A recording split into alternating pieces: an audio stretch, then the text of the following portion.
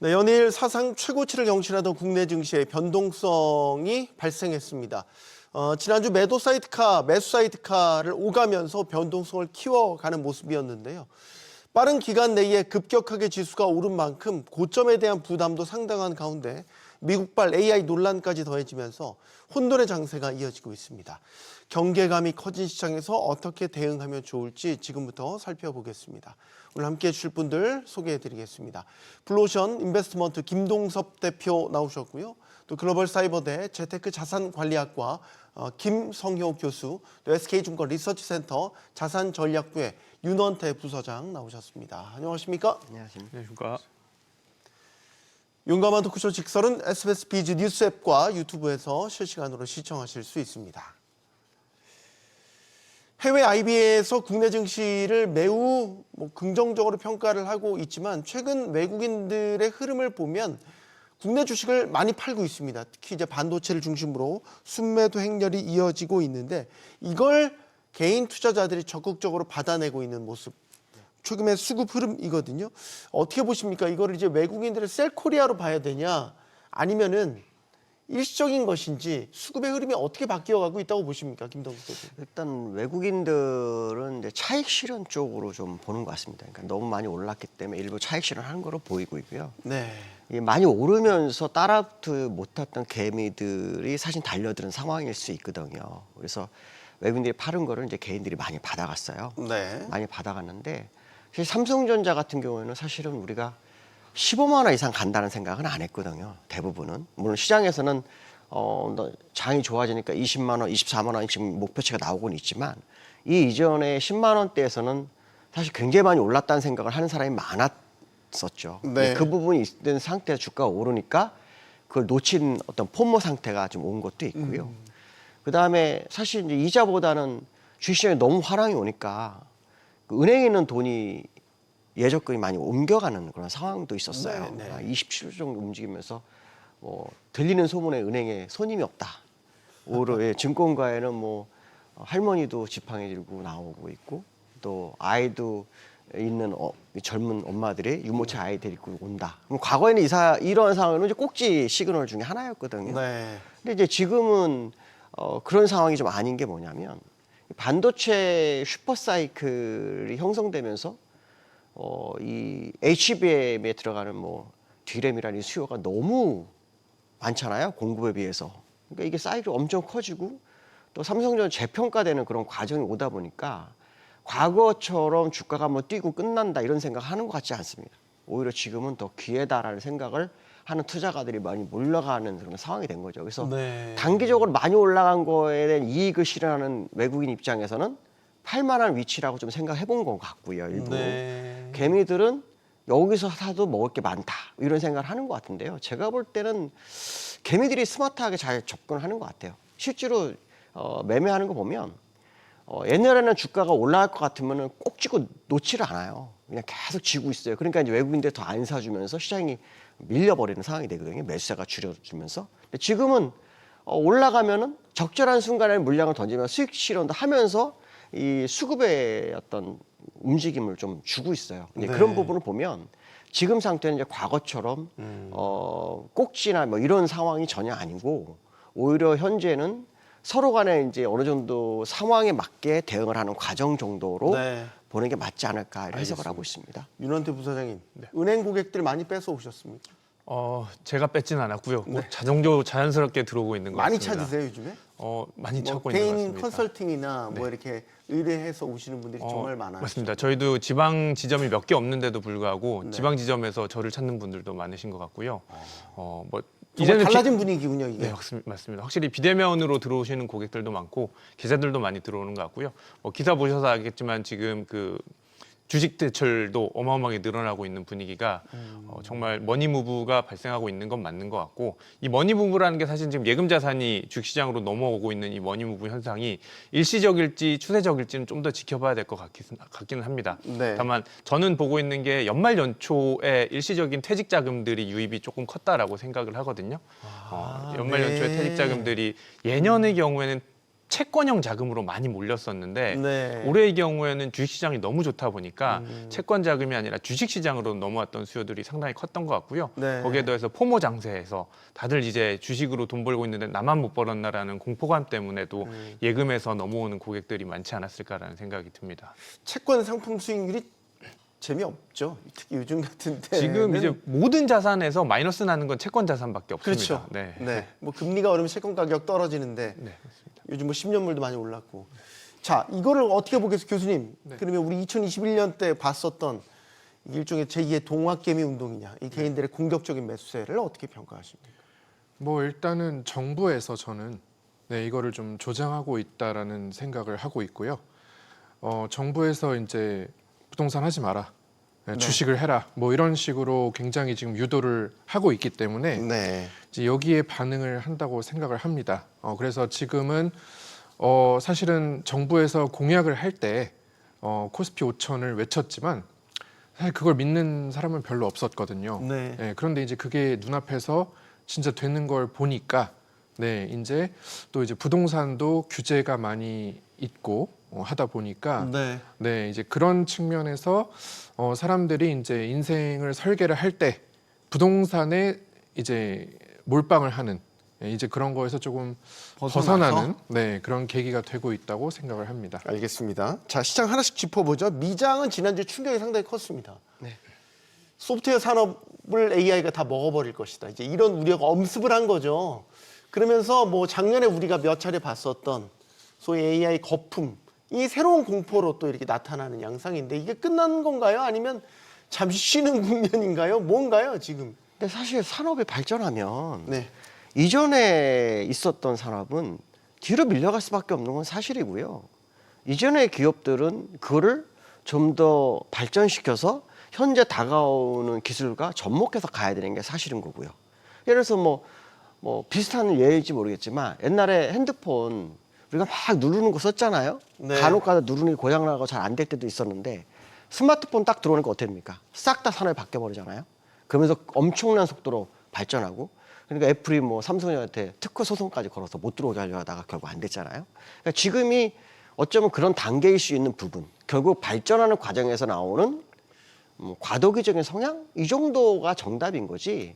그렇다 해서 뭐 소프트웨어를 하는 기업이 AI 때문에 완전 문제가 된다? 뭐 그런 과정은 아닙니다. 어차피 그 기업도 AI를 이용한 소프트웨어의 발전, 이거는 결국 이루어져야 되는 상황이라고 판단한다면 지금은 일시적인 상황으로 봐야지 이것이 대산업 변화가 일어나서 아예 뭐 그 기업은 다 없어지고 네. AI로만 간다.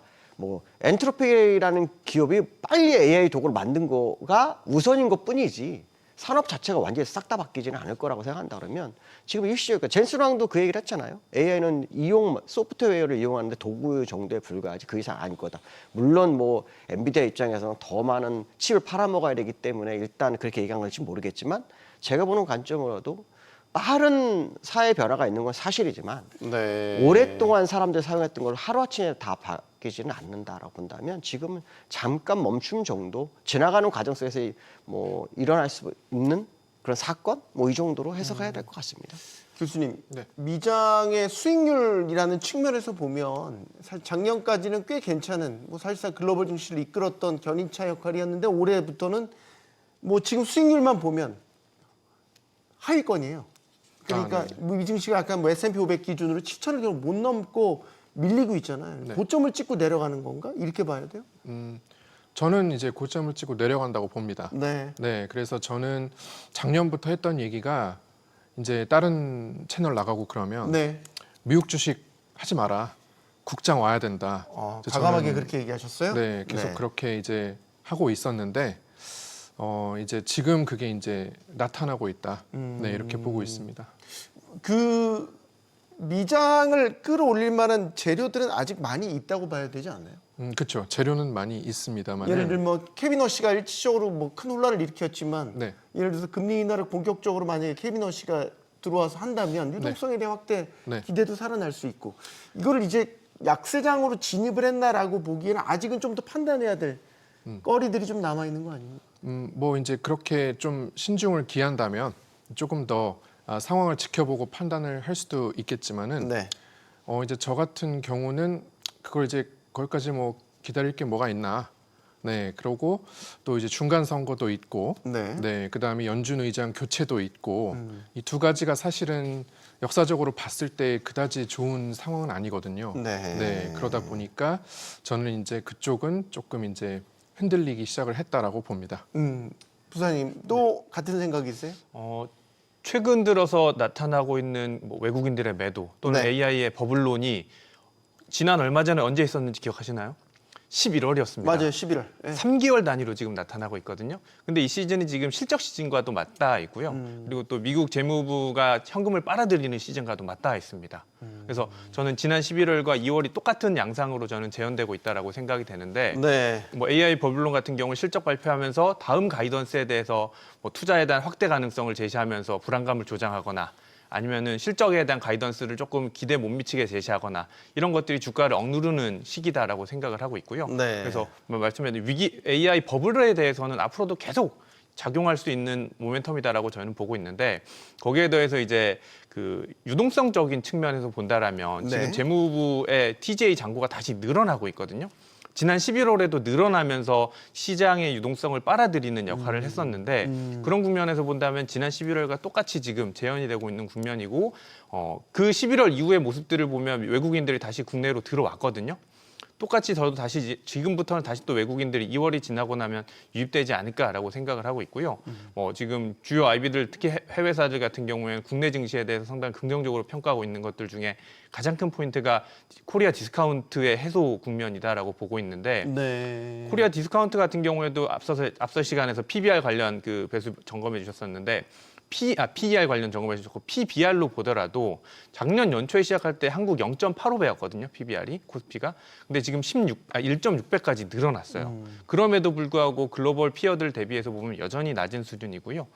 일본이 가장 대표적일 것 같은데 그 밸류업이라는 프로그램이 사실은 일본에서 카피해 온 프로그램이다 보니까 네. 일본 같은 경우에도 지금 1.8배를 넘어서고 있는 상황이기 때문에 네. 일본에 따라간다만 하더라도 지금 5,500에서 5,700 사이까지는 더 오를 수 있는 룸이 있지 않을까라고 보고 있어서 네. 지금 외국인들의 이탈 또는 버블론은 저는 일시적인 계절적인 요인이다라고 볼 수 있습니다. 조금 더 이제 그 소프트웨어발 충격을 나눠서 보면은 섹터별로 좀 달랐죠. 미국 같은 경우 소프트웨어 관련주들은 뭐 아주 우수수 급락을 했고 M7들이 실적 발표하면서 많이 발표한 다음 날 주가 급락하고 이 패턴이었고 반도체주도 뭐 AMD나 뭐 마이크론 같은 경우는 일시적으로 많이 빠지긴 했지만 상대적으로 좀 뭐라 될까요? 충격이 덜하다고 할까요? 그 이유는 어디 있다고 보세요, 교수님? 아무래도 이제 소프트웨어 기업이든 AI 기업이든 네. 투자를 할 때 어차피 반도체를 소비하는 쪽으로 가니까 이제 마이크론이라 이런 쪽은 이제 반도체 장비 이쪽은 이제 상대적으로 충격이 덜하고 그거를 사용하는 투자를 해야 하는 그런 사용자의 입장은 이제 그 투자 비용을 과연 회수할 수 있을까라는 이제 그런 것 때문에 의구심 때문에 좀 더 충격이 컸습니다. 네.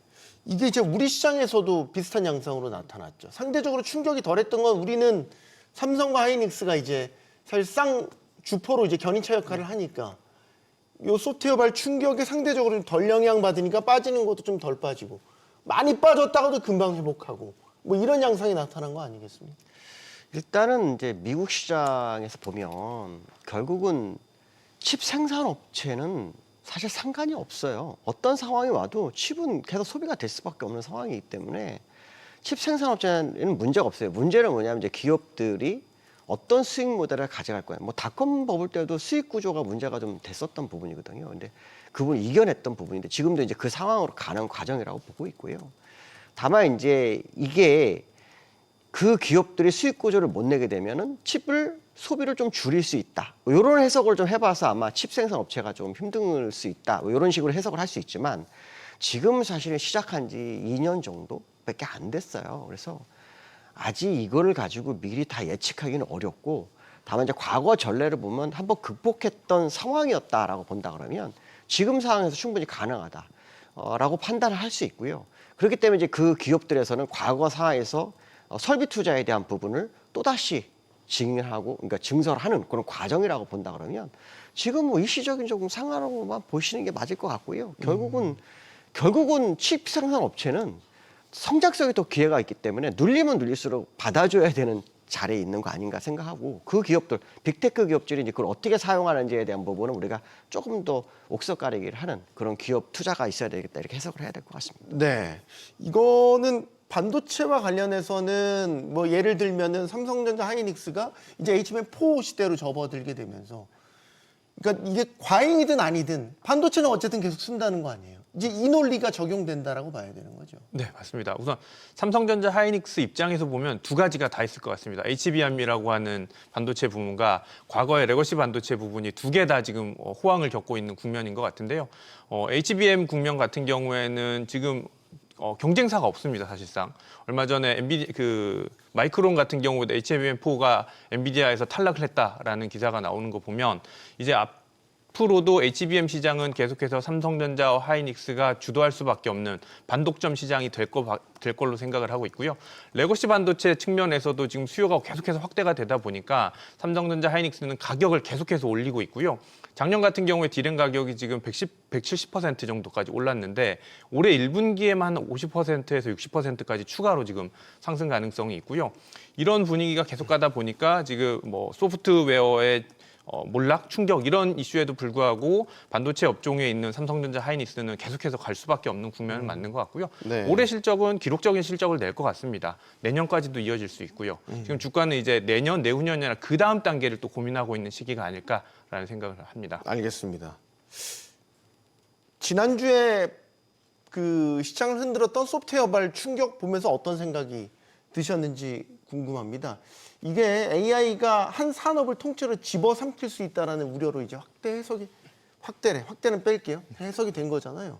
이게 이제 너무 과하다는 것도 있고 소프트웨어 다음은 뭐냐라는 이제 이런 식의 우려들 또 지금 있는 거고 아직 결론은 안 난 상태 같아요. 이건 시장을 일시적으로 크게 받아들이긴 했지만 이제 앞으로 이거를 어떤 우려로 더 해석을 할지가 이제 관건일 것 같아요, 교수님. 네. 얼마나 심각하게 받아들여야 돼요? 저 같은 경우는 이제 제가 운영하는 유튜브에서 네. AI 이제 광고가 굉장히 많이 들어오고 있거든요. 그래서 네. 저는 이제 굉장히 그 광고를 통해서 트렌드를 좀 이제 보는 편인데 네. 지금은 이제 젠스파크라든지 마누스 AI라든지 이런 그 AI 에이전트들이 굉장히 공격적으로 마케팅을 하고 있어요. 그래서 걔네들이 이제 내세우는 건 뭐냐면은 여러분들이 쓰시는 뭐 노션이나 슬랙이나 뭐 구글 캘린더나 이런 거랑 전부 연동을 해서 네. 이제 단순히 우리가 오픈 AI에서 만든 챗GPT나 뭐 제미나이한테 그냥 뭐 좀 물어보고 이런 거에서 벗어나서 네. 이제 완전히 그냥 비서처럼 네 전체적으로 이제 뭐 회의 일정도 잡고 알아서 이메일 답장도 하고 이제 이런 거가 굉장히 많이 발전을 하고 있거든요. 그래서 이제 제가 이제 광고를 받으니까 이제 그걸 써볼 거 아니에요. 네. 써보면 한 달만 해도 굉장히 사실은 많이 놀라긴 하거든요.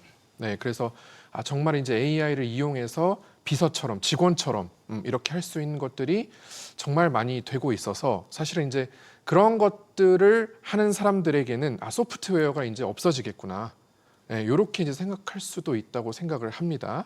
그래서 걔네들이 이제 뭐 코딩도 마음대로 하고요. 네. 네, 뭐 다 하거든요, 사실. 그래서 저도 이제 그거를 많이 쓰고 있는데, 그게 이제 제가 그 한 달 지날 때마다 보면은 또 업데이트가 돼서 놀랍게 성능 개선이 이루어진다는 점, 이제 이런 점들도 간과를 하면 안 되겠다. 이제 이 정도 생각을 하고 있습니다. 네.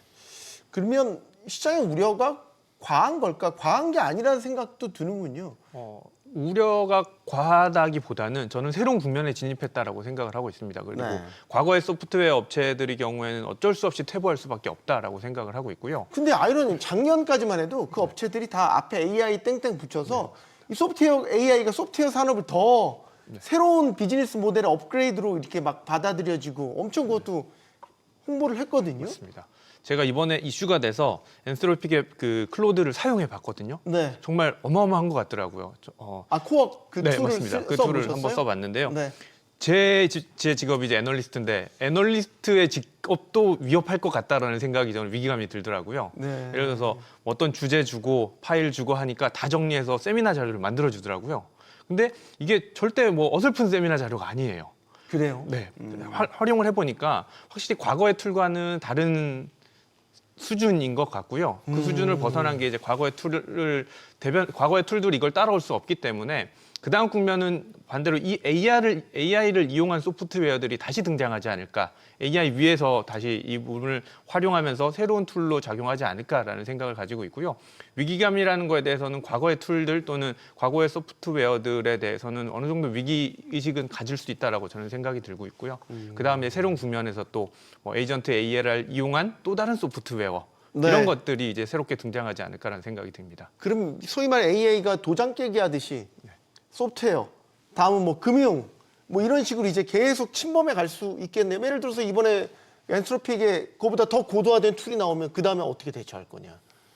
그게 이거잖아요. 문제죠. 그게 왜냐하면은 사람이 따라가지 못하는 거고 생각이 따라가지 못하는 거거든요. 물론 이제 생각의 발상이 되게 중요한데 그런 거 생각하니까 이제 과거 기업이 생각하는 이제 코닥 같은 경우에 그렇죠? 필름 네. 그거 고수했다 그냥 아웃됐잖아요. 또 영화에서 혹시 뭐 터미네이터 뭐 스카이넷이라고 보는지 모르겠지만 스카이넷 알죠? 예, 하나 가지고 완전히 다 전 세계를 조작할 수 있는 그런 상황. 물론 뭐 지금도 이게 발전하면 거기까지 가겠다 이런 생각이 들긴 하는데 하지만 분명한 것은 뭐냐면 우리는 이제 경계감을 갖는 사람이기 때문에 변화에 대한 부분을 충분히 인지를 할 거라고 판단하고 물론 너무 빠른 거에 대한 부분이 좀 문제가 되는 건 사실일 거예요. 제가 볼 때 지금도 저도 이제 깜짝 놀란 것 중에 하나가 뭐냐면 제가 궁금한 거를 찾을 때 그냥 하나만 넣으면 쭉 나오거든요. 그래서 그거를 또 데이터를 만드는데도 쭉 만들어주는 그런 걸 경험을 하긴 했었는데 사실은 이제 그거는 있는 데이터 내에서 창조까지 되지는 않거든요. 그래서 이제 그런 부분을 생각해 본다 그러면 일단 좀 위험하다는 느낌은 올 것 같아요. 사업하는 입장에서는 자기가 이때까지 영위했던 부분이 침범이 되니까. 네. 하지만 분명한 것은 뭐냐면 그런 사업하는 사람들 결국 그거를 감안한 새로운 길을 열 수밖에 없는 과정이기 때문에 이 과정적인 상황 정도로만 일단 현재는 인식하는 게 맞지 않겠나. 왜냐하면 지금 당장에 와가지고 완전히 다 바뀌진 않아요. 모든 사람이 수십억 인구 쓰던 그 스타일이 있기 때문에 그 변화하는 시간은 충분히 있을 거라고 판단한다면 그 사이의 변화는 어느 정도 유지가 되고 또 발전할 수 있다라는 생각을 하는 게 맞지 않을까. 물론 주식시장은 그거에 비해 좀 더 빠르게 움직일 수 있을 것 같아요. 근데 이제 저는 현재 상황으로서는 이제 우리가 과하게 일단 받아들인 걸로 봐야 되지 않을까라는 생각하고 있습니다. 뭐 이런 차원에서 이제 같이 맞물려서 돌아갔던 게 이제 지난주 내내 빅테크들이 실적을 발표하고 실적 설명회에서 예를 들어서 뭐 자본 지출 계획이다 이런 것들을 얘기하면 너무 이제 공격적으로 한다. 여기에 대한 우려가 또 반복적으로 나오면서 주가가 다음 날 떨어지고 이제 뭐 요게 반복이 됐거든요. 이게 빅테크들의 투자는 현재 과도하다라는 거에는 어떤 견해를 갖고 계십니까, 교수님은? 저는 이제 지금은 이제 의심을 하는 거잖아요. 저렇게 돈을 많이 써가지고 네. 과연 나중에 얼마나 벌 수 있을지 그거에 대해서 이제 사람들이 좀 의구심을 갖고 있는데 저는 뭐 지금은 이제 그런 단계라고 생각을 하고 미국 시장은 어차피 실적이나 숫자에 의해서 움직이는 곳이니까 네. 그게 나중에 숫자가 찍히는 그런 걸 보면서 이제 옥석 가리기가 될 것으로 봅니다. 네, 그래서 이제 구글이나 뭐 이런 곳은 돈을 썼는데 그거보다 훨씬 잘 뽑아냈다. 네. 이제 하면 그게 확인이 되면 이제 오르는 거고 다른 데는 뭐 마이크로소프트 같은 데는 돈만 쓰고 잘 못했네 하면은 이제 또 이제 나락으로 가는 거고 네, 이제 그렇게 되는 과정의 이제 일부라고 생각을 합니다. 네. 그런 보도도 있었죠. 구글, 아마존, 마이크로소프트, 메타 자본 지출 합쳐 보니까 거의 1,000조 원에 육박했다라는 거죠. 이게 과연 이제 수익성을 초과하는 자본 지출이 과연 시장에서 받아들일 수 있겠는가? 작년에 그 AI 거품론이 불거졌던 거는 그거였잖아요. 데이터 센터에 투자하는데 거기에 들어간 칩에 대한 감가상각을 일부러 늘렸다. 이거 줄여야 되는 그 줄인 걸로 수익성 계산해 보면 지금 이거 답 안 나온다라는 게 이제 당시에 조정의 빌미가 됐었던 거잖아요. 네, 맞습니다. 다른 양상이지만 똑같은 우려 아닌가요, 이거는? 맞습니다. 우선 투자 규모로만 보면 국가 예산급입니다. 뭐 그렇죠. 아마존이 2,000억 달러, 그 다음에 알파벳이 1,800억 달러, 메타가 1,200억 달러 이 정도거든요. 이게 어느 정도 규모냐면 한국이 그 미국 대미 투자한다고 연에 200억 달러 투자한다고 나라가 이렇게 휘청였었는데 하나의 기업이 2천억 달러 투자한다라는 거는 상당히 큰 규모는 맞아요. 그리고 지금 현재의 캐시플로우 상으로도 큰 부담을 작용하는 건 맞는 것 같고요. 근데 이 기업들이 왜 이렇게까지 투자를 하느냐에 대해서 생각해 보면 사실은 지금 투자 안 하면은 나중에는 어쩔 수 없이 이용자가 될 수밖에 없다라는 이 위기감 때문일 것 같고요. 그래서 이 예가 적절할지 모르겠는데 과거에 이제 마이크로소프트가 윈도우 PC 시장을 윈도우로 다 지배했던 것처럼 이들 기업도 다시 다 모두가 이제 AI 시장에서 모두 패권을 가지기 위한 투자다라고 생각을 하고 있고요. 어쩔 수 없는 투자다라고 저는 생각을 합니다. 피할 수 없다면 어쩔 수 없이 계속해서 투자를 해야 되는데 이제 문제는 이 투자에 대한 현금 흐름 사이클을 앞으로 계속해서 이어갈 수 있는지 내가 가지고 있는 캐시플로우 안에서 앞으로 몇 년간 투자할 수 있는지 그리고 그게 모자르다라면 외부 조달을 할 때 외부 조달할 능력이 되는지 여기에 따라서 이제 미래의 투자 가능성이 저는 갈릴 수 있다라고 생각을 하고 있고요. 거기에 대해 충격을 받은 게 예를 들면 오라클이었다. 맞습니다. 그 는 거잖아요. 오라클과 뭐 오픈 AI도 비슷할 것 같고요. 계속해서 지금 조달을 확대하는 기업들인데 현금 창출력이 떨어지는 기업들. 이들에게 있어서는 투자자들도 이제 조금 의심을 하는 구간인 것 같고요. 반대로 지금 시장에서 좋게 보는 건 알파벳은 뭐 현금 흐름이 워낙 좋다 보니까 투자를 한다고 하더라도 크게 걱정을 안 하거든요. 네. 여기서 이제 저는 미래에 대한 투자 집행 가능성이 앞으로의 또 투자자들의 지표가 되지 않을까라는 생각을 가지고 있습니다. 근데 빅테크들 입장에서는 이게 이제 무리라는 거라는 이제 시장 평가가 있음에도 불구하고 멈출 수 없는 면도 있는 거잖아요. 지금 시장 초기 시장에 이 기술 패권에서 만약에 밀리게 되면 영원히 쫓아갈 수 없는 갭이 발생을 하게 되니까 소위 말해 욕 먹더라도 그냥 가야죠. 묵직하게 밀고 나가는 거 아닙니까? 산업 물결은 글로 가고 있는데 나는 아니라고 그러면은 나만 도태되는 건 사실이고요. 산업 물결 발전하면서 지금 아시겠죠? 엔비디아, 뭐 블랙일 같은 루빗 같은 칩 하나가 몇 천만 원이에요. 근데 만약에 더 발전하면 그거보다 더 비싼 가격이 되는데 그 지금 가격이 최초 출발점 가격이 굉장히 이렇게 이 정도면 나중에 늦게 출발하게 되면 더 많은 돈이 들 수도 있거든요. 그리고 산업에서 뒤처질 수도 있고 그렇기 때문에 어쩔 수 없는 상황이라고 판단한다면 결국 아까 말씀한 것처럼 자금 조달 능력이라든가 향후 시장을 좀 더 빠르게 전개해 나갈 수 있는 능력이 없으면 결국 빅테크 기업 중에서는 옥석 가리기가 이루어질 거라는 생각이 들고 있고요. 저는 엔비디아가 오픈 AI 1,000억 달러 투자하는 걸 갑자기 이렇게 스테이 시킨 것도 굳이 그럴 필요 없다는 생각을 한 것 같아요. 왜냐하면은 어차피 뭐 투자하고 칩으로 주는 것도 있지만 다른 기업에서 너무 많이 하고 있는 상태에서 기존에 이제 빅테크 기업이 있다가 여기는 또 새로운 후발주자잖아요. 그러니까 굳이 거기다가 무리수를 두고 싶지 않은 생각이 있어서 그런 문제도 있지 않을까. 결국 옥석 가리기도 엔비디아가 진행하고 있는 과정인가? 뭐 이런 생각도 들기도 했거든요. 아마 결국은 산업을 뒤처지지 않기 위한 전략적 행보가 이루어질 수밖에 없는 현재의 단계에 시장은 접어들었다라고 하는 게 맞고 그거는 당연하게 받아들이는 게 맞고요. 거기서 살아남는 기업이 결국은 뭐 위너가 되겠죠. 이렇게 네. 생각해야 될 것 같습니다. 최근에 한 보도 눈에 띄었던 게 지금 뭐 메모리 반도체 워낙 뭐 슈퍼 호황이라는 얘기를 많이 하죠. 근데 중국 반도체 업체들이 저가 사양이지만 캐펙 숫자를 엄청 확대하고 있다라는 보도가 나오더군요. 공급량을 엄청 늘리고 있다라는 거죠. 그래서 이제 워낙 메모리 가격이 비싸고 3사가 중심으로 움직여지니까 너무 비싸서 안 되겠다. 좀 질 떨어지더라도 중국 거 쓰겠다라는 이제 그런 업체들도 나오고 있다고 해요. 이게 이제 과유불급이라고 지금의 굉장히 3사 중심의 행복한 고민 시장을 겪고 있지만 이거 자칫 중국 업체들이 막 본격적으로 공급량 늘리면 과거 치킨 게임 같이 빚어지는 거 아니에요? 너무 과한 제가 앞서가는 우려인가요? 아니요. 저는 충분히 가능성은 있다라고 생각을 합니다. 다만 그 부분이 이제 레거시 반도체 쪽이라는 부분에 대해서는 충분히 공급 우려가 올해는 아니지만 내년에는 충분히 다가올 수 있다라고 생각을 하고 있고요. 랜드나 일반 범용 디램은 다 중국도 하고 있으니까. 네, 맞습니다. 거기서 공장 캐파만 늘리게 된다라면 공급 물량 충분히 뽑아낼 수 있기 때문에 과거에 지금의 조선사가 아니라 10년 전에 한국 조선사가 비슷했거든요, 사실은. 그렇죠. 해운 물동량 늘어나면 조선 캐파 늘어나고 조선 공급할 때쯤 물동량 줄어들거든요. 네. 그게 악순환의 고리였었는데 지금 반도체 사이클이 만약에 중국이 이렇게 레거시 반도체 캐파를 늘리게 된다라면 레거시 반도체 수요가 줄어들 때쯤 공급 물량이 오히려 가담을 하면서 공급 충격을 가할 가능성은 있다라고 생각을 하고 있고요.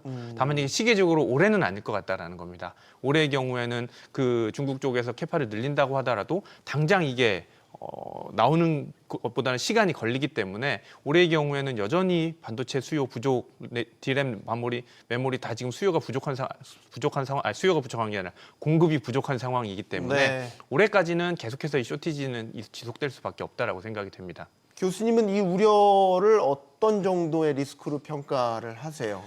네, 저는 일단 4월에 트럼프가 중국을 방문을 하는 네. 그게 이제 중요 이벤트라고 보고 있습니다. 네. 그래서 만약 양국이 좀 화해 모드로 돌아선다면 네. 굉장히 현실적으로 다가올 수 있는 위협이라고 생각을 해요. 그래서 이제 미국의 기업들 빅테크가 이제 디램이나 이런 레거시 반도체를 살 때 미국 정부에 이제 눈치를 보거나 뭐 이럴 수가 있는데 양국이 이제 괜찮게 돌아간다, 미중 관계가 회복 국면이다 하면은 눈치 안 보고 사실은 살 수 있게 되는 거거든요. 네. 그렇게 된다면 이제 상당히 디램이나 낸드 가격이 상승은 꺾이지 않겠죠. 쇼티지니까. 하지만 상승 속도는 느려질 수 있다라고 생각을 합니다. 네. 예를 들어서 이제 메모리 3사가 독점적인 어떤 그 미세 공정의 기술이나 이런 것들은 위에 있는 건 맞잖아요. 근데 이제 중국이 항상 들어오면 문제가 되는 게 태양광도 그랬지만 밀어내기 식으로 엄청난 물량을 찍어내지 않습니까? 그러니까 시장 전체가 황폐화되는 우리 경험들을 많이 했잖아요. 그러니까 반도체도 그런 부분들이 지금 걱정되는 것 같아요. 그 과거 사례를 보면 물량 공세에 문제가 있었던 건 사실이에요. 그거는 뭐 속일 수 없는 거잖아요. 결과 데이터가 있으니까. 네. 근데 저는 이제 지금 현재 그 대라고 휴레패커드가 창신 메모리라는 기업에 그 검증을 하고 있는 단계예요. 근데 그 검증이 하루 이틀 뭐 이렇게는 안 돼요. 최소 6개월, 7개월, 많게 1년 정도가 검증을 할 거예요. 근데 이제 델이나 휴레패커드가 이런 기업들이 나온 제품을 기존의 엔비디아 이런 기업이 쓸 수 있을까에 대한 부분, 결국 퀄리티에 대한 부분 싸움이 결국 이루어질 거라고 보고 있고요. 고도의 기술이기 때문에 기술 격차가 있을 거라는 생각을 하고 있거든요, 저는요. 거기에 진입 장벽을 만들 거라는 생각을 하고 있고요. 그 부분에서 이제 일정한 결국 중국에서도 뭐 물량 공급을 하려도 그 네. 퀄리티가 맞아 떨어져야 되는데 그게 많이 뒤처지게 되면 의미가 없거든요. 그러니까 그 부분을 어떻게 카바링 칠 거냐에 대한 부분으로 저는 보기 때문에 일단 그 시간은 아직 있어요. 그래서 지금 현재 이것이 뭐 공급에 또 수요가 몰리는 쪽이 바뀐다다 그러지는 않을 거라고 보거든요. 그러니까 일단 좀 시간을 두고 좀 봐야 될 것 같다. 다만 아까 말씀한 그런 우려, 결국 어느 정도 품질이 올라왔을 때 공급하는 과정에서 공급량이 늘어나게 되면은 가격 다운되고 문제, 어떤 치킨 게임이 상당히 좀 있을 수 있는 것만큼은 사실이다는 걸 생각해야 되지만 현재로서는 아직 시간이 있고 그 사이 어떻게 준비를 하는지를 3사가 모습을 좀 봐야 되겠다 이렇게 말씀드리고 싶습니다. 네. 사실 이제 중국 내의 물량들이 상당한데 만약에 창신 메모리 같이 이제 중국 업체들이 계속해서 이제 양을 늘린다면 중국은 또 정책적으로 자국 반도체를 쓰는 경향들도 상당히 있지 않습니까? 뭐 눈에 이게 보이지는 않지만 그런 부분들도 이제 사실 감안을 해야 될 것 같고. 다른 자산으로 이제 넘어가 보죠. 비트코인 가격도 최근에 많이 흔들렸습니다. 교수님, 비트코인 가격은 어떻게 전망하십니까? 이게 7만 달러는 심리적 저지선이 무너진 이후로 이제 추가적인 하락도 나타났다가 지금 또 약간 반등하고 있기는 하지만 아직 추세를 좀 예측하기가 쉽지 않은 상황이거든요. 네, 그래서 저는 사실은 이제 비트코인에 대해서는 잘 모르긴 하는데요. 네네. 네, 이 질문을 보고 이제 좀 이제 해봤는데 일단은 워낙 이게 첨예하게 갈리는 부분이고 네. 그렇다는 것은 그만큼 좀 판단할 근거가 이제 어려운 게 아닌가.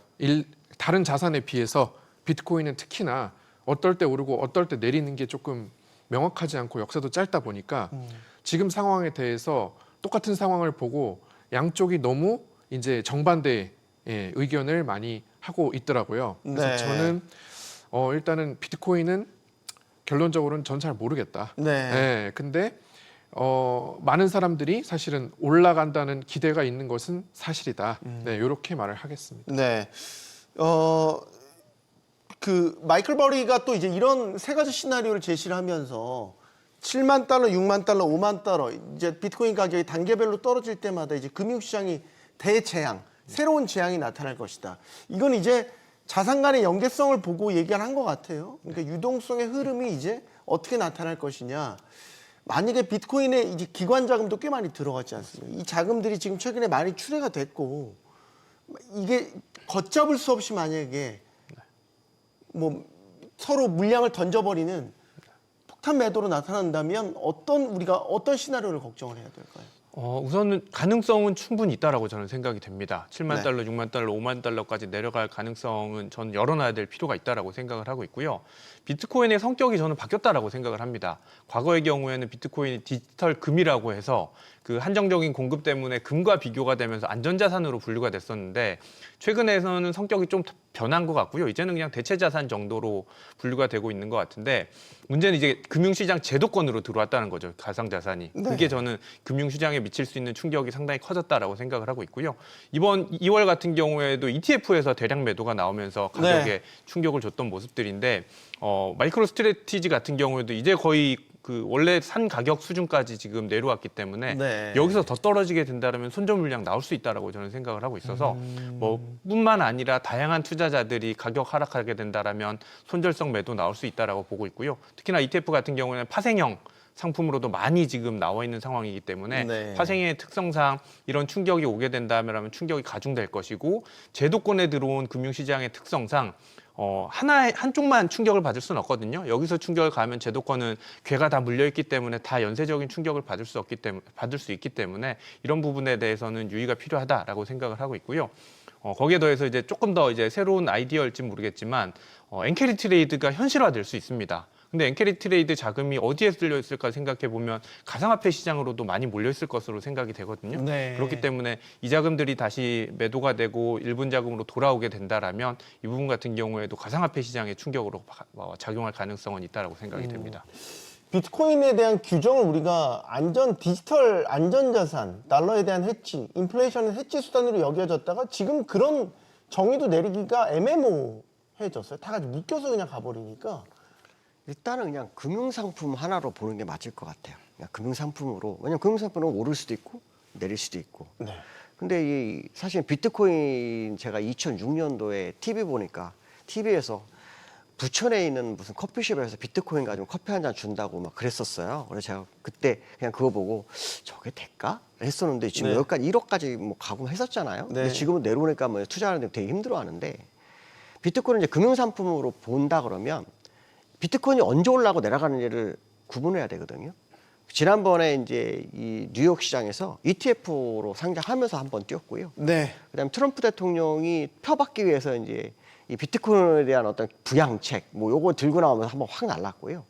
이번에 떨어진 계기는 사실은 두 가지가 있는데 하나는 케빈 워시라는 사람이 이제 등장하면서 한번 빠졌고요. 그다음에 스캇 벤센트가 의회에서 증언을 했어요. 어떤 증언을 했냐면 비트코인 부양 없다. 부양책 없다. 이렇게 얘기했거든요. 그러니까 이제 금융상품이라고 판단한다면 일단은 투자 가치가 메리트가 딱 떨어져 버리는 상황이 된 거다. 이렇게 해석하는 게 맞죠.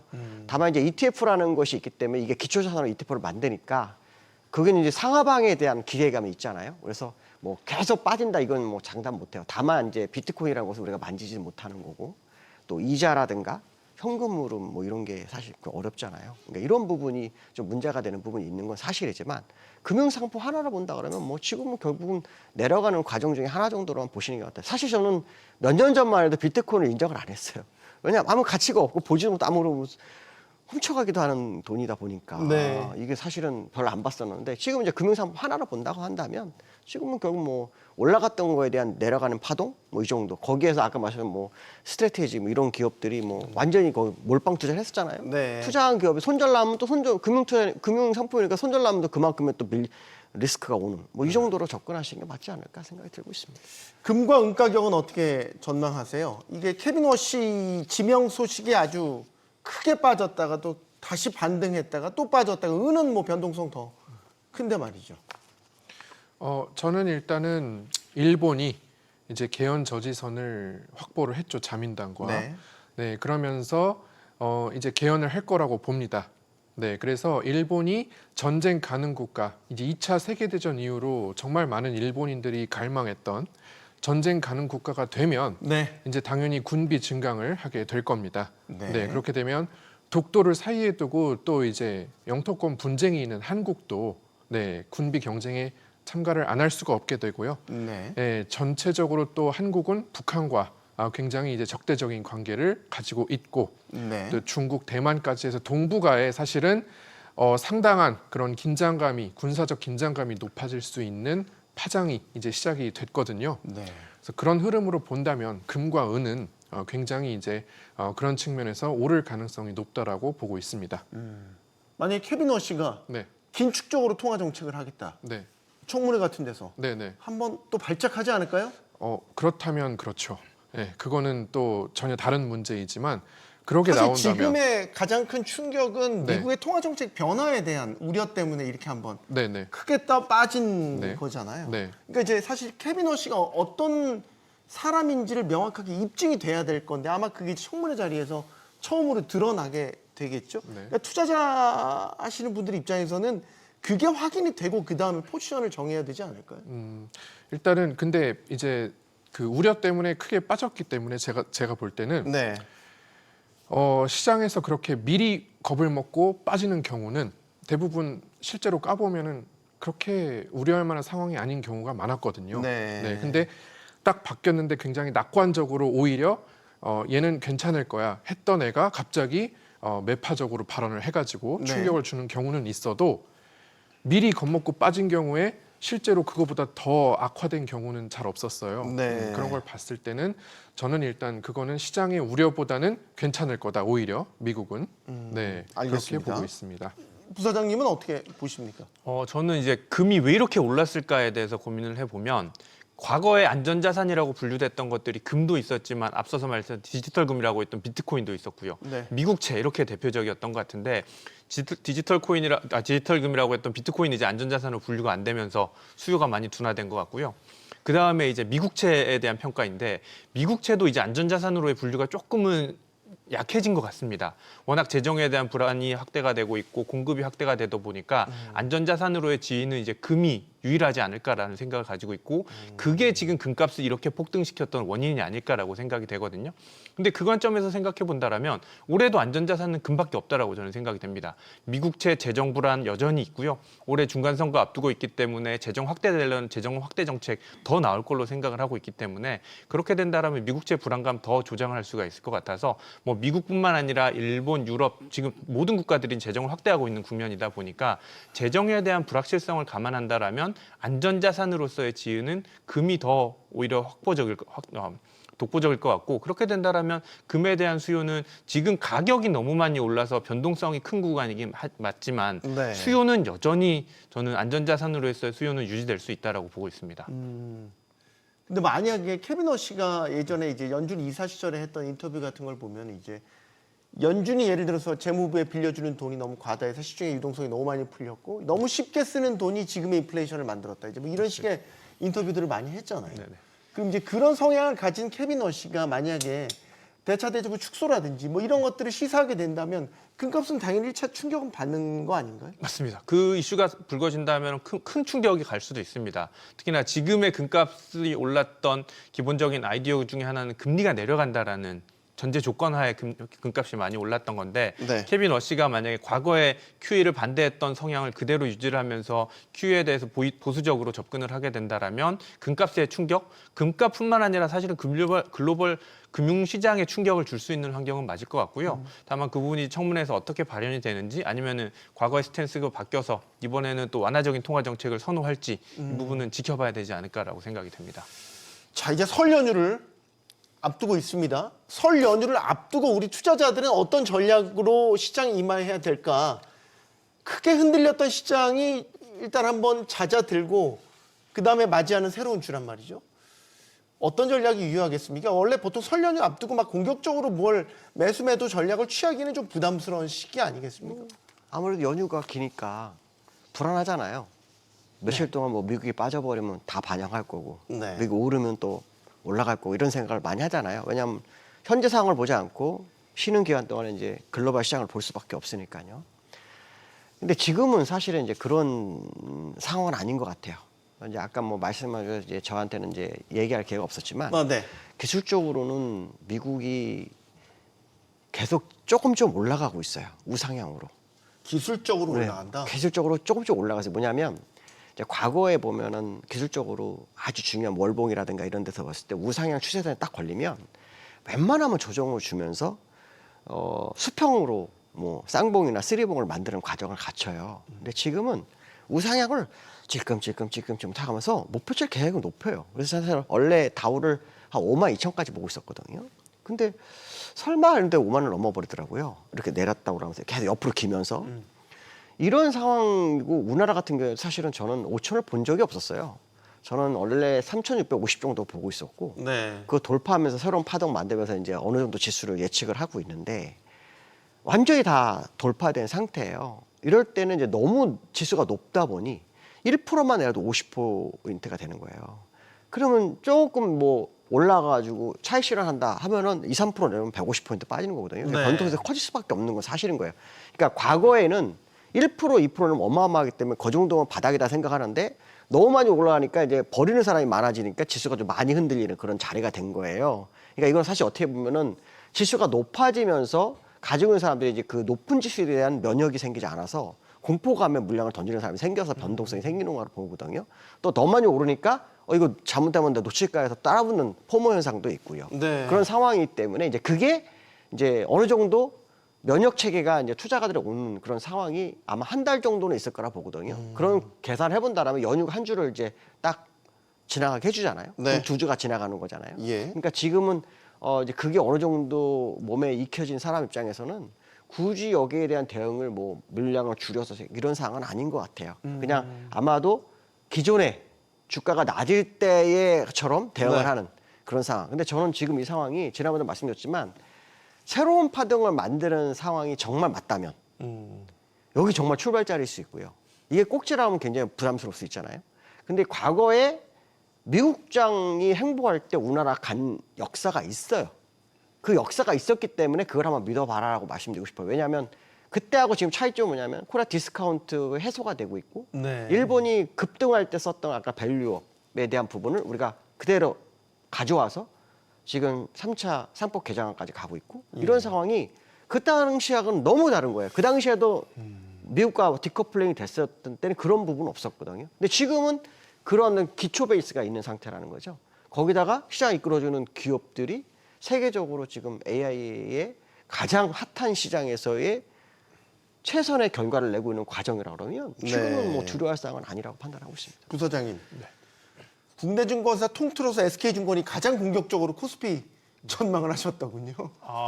일부 기간은 그랬었습니다. 네. 근데 최근에 이제 앞두가 또 역전했습니까? 네, 역전 제가 최근에 되고 본 있습니다. 네. SK증권이 가장 공격적으로. 1월에 이제 뷰가 바뀌어서 더 공격적으로 내는 증권사도 있고요. 삼성전자 목표치도 마찬가지. 목표 맞습니다. 그리고 네. 코스피 밴드 같은 경우에도 7,000선까지 제시하는 하우스들도 있고요. 지금 비중을 줄일 때가 아니라는데 동의하십니까? 맞습니다. 비중을 줄일 때는 아닌 것 같고요. 중장기적인 투자자다라면 지금 여전히 저는 비중 확대 전략이 맞다라고 보고 있고요. 다만 그 명절 앞두고 지금 기관 투자자들이 되게 고민이 많을 거예요. 과거의 경우에는 항상 명절의 변동성이 커지는 국면들이 많았었고 최근에도 딥시크 사태 기억하실지 모르겠는데 네. 명절 기간에 터지면서 돌아오는 그 기관 투자자들 상당히 어려움을 겪었었거든요. 기억납니다. 네. 네. 그때 딱 그 명절 기간에 겹치면서 어려움 많이 겪었었는데 지금 이 우상향 추세에서 과연 명절 특히나 긴 명절에 어떻게 대응할지에 대한 고민들은 상당히 클 것 같아요. 이 부분은 개인보다 오히려 기관 투자자들이 고심이 많을 것 같은데 이번 주 같은 경우에는 그래서 저는 일부 기관 투자자들은 조금 비우고 가지 않을까라고 생각을 하고 있고요.